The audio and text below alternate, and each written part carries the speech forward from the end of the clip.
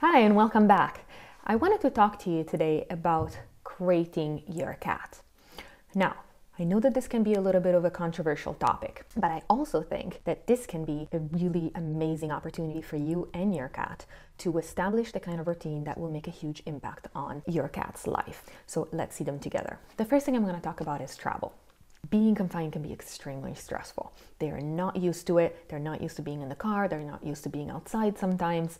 And it can be a huge stressor for them. And having stress to that level is something that you really want to alleviate for them. The crate and the carrier should not be such a big deal. It should be a place that they're used to. It should feel like home and actually should feel like a place that is sheltering them. This is a big deal for cats. Feeling like they get to hide someplace actually decreases their cortisol level. And cortisol is a stress hormone, okay? This comes from a study that saw what were the effects of stress, and in this case it was just a simple change in routine, just to give you an idea of how much this can impact your cat's physiologic state. And they saw that the cats were getting significantly stressed, but what they did see is that hiding, so having something that they could hide under, actually lowered their stress level. It literally reduced their cortisol level. And it's something that is so simple that you can do to make your cat feel more comfortable. Now, following this is the second reason why I think crate training for cats is so important, is vet visits. Obviously, our cats are not used to being outside, or if they are used to being outside, they're used to being outside in their own territory. And we take them to a veterinary clinic, which is a completely new place, a completely new smells, particularly. This is huge, right? Usually there's other animals who are in distress. And sometimes when we take them, obviously maybe something is wrong with them and we are kind of upset ourselves. I know that when I go, I am definitely not cool, calm, and collected. Maybe I look it because, I have to appear, I know what I'm doing, but inside, I am really worried and really stressed, and you know how sensitive our animals are and how well they know us. So they are going to feed off of that. And having to be in a crate when they're not used to it really adds on to the stress. Now, there's actually medical reasons as to why it's so important for your cat to be comfortable being in the crate. The first thing I'm going to talk to you about is something that's called physiologic leukocytosis. It's a huge, difficult word. Physiologic means it's normal. Leukocytosis, it means that the white blood cells, so basically the cells of the immune system, what protects your cat from disease, are elevated. So the numbers are higher. And what happens inside of your cat's body basically is when it's stressed, your cat's body goes, okay, there's a problem, we need to fight. It's possible that the cat might get into a fight, right? And what do cats do when they fight? They scratch each other, okay? So your cat's body is thinking, okay, I might be scratched, there might be bacteria coming, I need to get all of my immune defenses mobilized and ready to fight whatever infection might be trying to establish itself after the fight. And this means that their blood values are actually twice as high or more than what is normal. And while in a normal visit, so if you're doing normal wellness visits and you are taking lab work for your cat year by year, you can kind of see what is normal for your cat. And that is why actually I recommend wellness visits so much. But obviously, if you're going to the vet because your cat is not feeling well, you don't want to have the lab work be skewed. Vets actually use, obviously, the visit that they do. They have several things and techniques that they can use, but one of the things that they use is lab work. So what does the blood of your cat say about its states of health?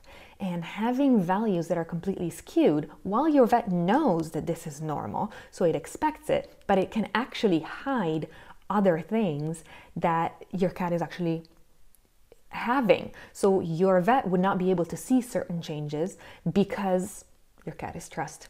Their white blood cells are very high. So if we can lower the stress and make it so that this huge increase is actually a little bit smaller, it would be really beneficial. I'm going to quote a couple of journal articles that I thought were important. There was a study that looked at blood pressure, heart rate, and respiratory rate in cats when they were at home and when they were in a veterinary hospital or at a vet's office. And they did see that there was a huge difference. So heart rate, blood pressure, and respiratory rate were significantly elevated, so very, very high. And initially, this is what, it's mind-boggling about this, but initially in veterinary medicine, it was believed that cats actually had a higher respiratory rate and higher blood pressure than other species, and they assumed that this was normal. But then they actually started looking into what might be causing stress in cats, and they realized that when they are at home, they actually have levels that are quite lower compared to the levels that they have when they're at the vet. Now, this can happen to all of us. It can happen to you and I. When we go to the hospital, maybe we don't like needles, we don't love being in a hospital, we're not so comfortable, maybe we're not feeling well. And this can happen obviously for dogs and for horses, but in cats, it's significantly higher. And when you are taking your cat, again, to the vet because they're not feeling well, you really want their health to be evaluated from a neutral point of view. The other study saw that there was a clear relationship between a cat struggling and its glucose level, meaning blood sugar levels. Now, this can also be physiologic, meaning normal in cats as well. When they are stressed, their blood sugar goes way high. You know just as well as I do that your cat can be sleeping and, snoring away, sometimes, twitching because they're dreaming, and then a bird lands outside the window and they are up. They can really go from 0 to 100 in like less than a second, right? And then, bird goes away and they just, calm down and go back to sleep. And you and I probably wouldn't be able to do it. I don't know if you'd be able to do it. I definitely cannot, right? Once I'm awake, my adrenaline is going and, that's the end of my sleep. But they can go so easily from super low and chill to hunt mode. So their bodies are actually made to accommodate this. And so what happens is glucose, right, is energy for the cells of their body. And so when they have that moment of stress, their body goes, oh, okay, it's hunt time. We need energy. And it releases all of that glucose. Now, this is not the greatest thing that you want when you are taking your cat to the vet, because obviously it could be that your cat has no problems with glucose, so it has no issues with prediabetes or diabetes. But if they do, you want those levels to be as close to actual levels as possible.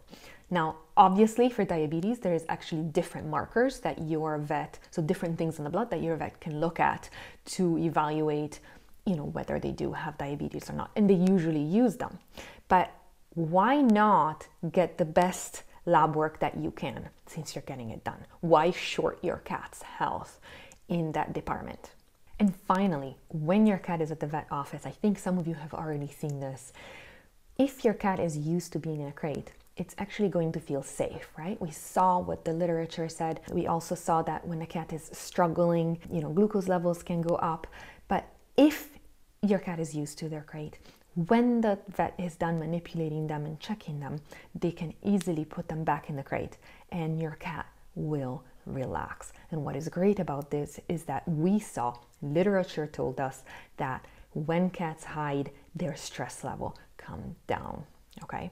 Finally, it is possible that your cat might have to spend time at the vet. This might be just because you are sterilizing them or neutering them. They need to have their teeth cleaned, and some vets will actually ask you to bring the animals who have to have surgery in the morning. Then they keep them at the vets, and then when they have all the animals, they actually go through all of the surgeries, basically one after the other. And this ensures that anesthesia times are decreased and your cat gets the best quality care that it can, because vets don't have to negotiate with new animals coming in and talking to people, so they can concentrate on the job that they have to do, which is to take the best care of your cat that they can.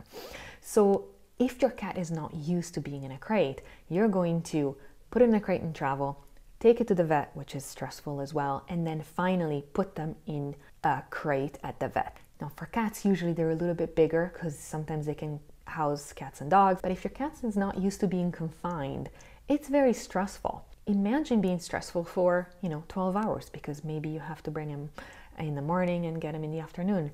Imagine maybe your cat has to spend the night at the vet for whatever reason, for observation or because they're in intensive care and they are in an environment that they're not used to, and they are also caged in. And you know how free and independent cats are. This sense of independence is so important. It is so the base of who cats are, and you really want to be able to limit their space when it's necessary without stressing them so much. And this is why crate training is so important. Were any of these surprising to you? Did any of them shift your thinking and put you kind of in the mindset of maybe crate training might be right for you and your cat?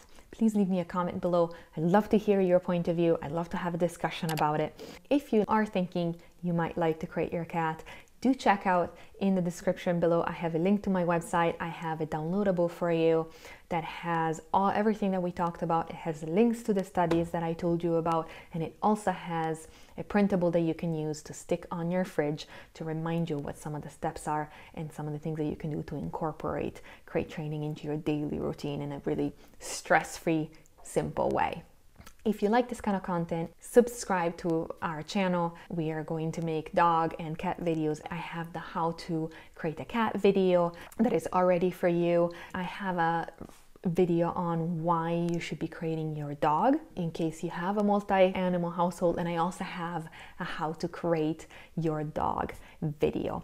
And if you like this kind of video, give it a thumbs up. It really helps me know that this is the kind of information that you want to see, and obviously this channel is for you, so that we can have a discussion on how to best care for our cat family, because they are family, So thank you so much for sticking to the end. I really enjoyed talking about this. I will enjoy talking about it in the comments below, and join me for the next one.